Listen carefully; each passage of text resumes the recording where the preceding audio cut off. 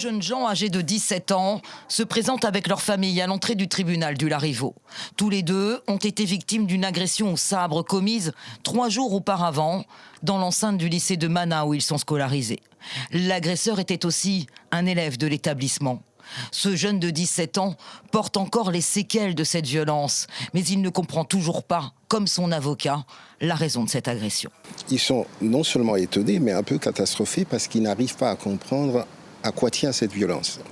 On a l'impression d'avoir affaire à un comportement totalement irrationnel et j'ai presque envie de reprendre les images que j'ai vues, comme tout le monde, sur les réseaux sociaux. On a l'impression que ce jeune homme, soit il a perdu la raison, en tout cas, il n'avait pas un comportement serein, calme, de quelqu'un qui a réfléchi et qui pose des actes qu'on peut comprendre.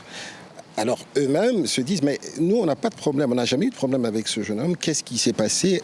Il aurait un problème avec un autre jeune, et il a déporté sur mes clients la colère ou la rancœur ou la rancune qu'il avait par rapport à cette personne avec qui il avait un problème. À la demande de l'avocat du jeune prévenu âgé de 20 ans, l'affaire a été renvoyée au 19 février. Dans l'attente de son jugement, le jeune homme est placé sous contrôle judiciaire avec obligation de résider à Cayenne, une mesure d'éloignement nécessaire pour les victimes. Mais il est évident que les circonstances dans lesquelles cette affaire a éclaté peuvent poser de problèmes par rapport à sa remise en liberté.